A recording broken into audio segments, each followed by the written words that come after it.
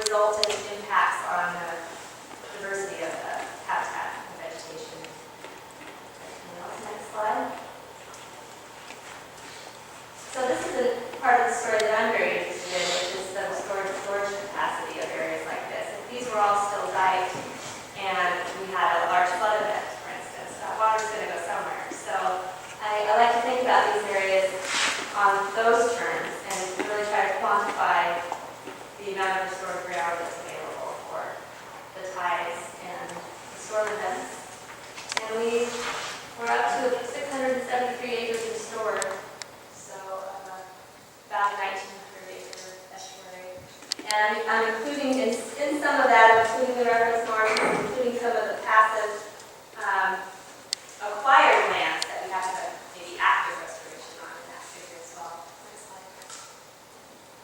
We also had a model completed. This is only showing an 8-foot tide with a 100-year flood event. So I'd like to run the model and show you what it and use that as a basis for the story that it can tell, but I didn't load it in that way. One of the things I will say is we ran the tidal regime model without the highway, with the highway completely lifted off, with different openings at the river, 500-foot opening at the river, and different widths of openings at Fraser Creek and Stavern Creek, just to see if we could mirror the historic condition run on the model, to see if we could get that historic signature on the east side in any of those scenarios.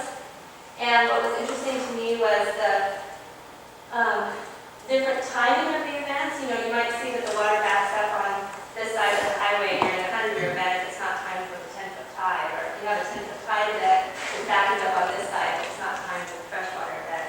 Or you may end up with water on both sides and lapping at the edges of that highway. Next slide. This is Rebecca Footcroft's slide. I'm sure she's going to speak to this, but this is just the projections of a 1-meter increase and a 2-meter increase, and it shows the mean high tide.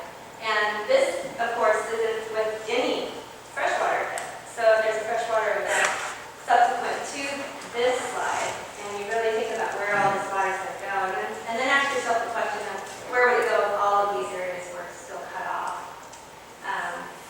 if they were not restored. Next slide.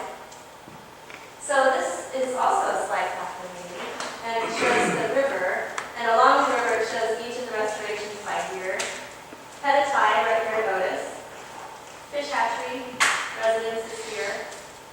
And what the phone started ringing after we finished fixing that, and it was from the hatchery folks, and they were telling us that they had an emergency crew of people that were always on standby to put fish back in ponds because those holding ponds would flood regularly at 2-year and 5-year return interval events, and they haven't been called. And we had a pretty good event in 12, and so it was surprising to me, and it's been anecdotal, but it's pretty interesting that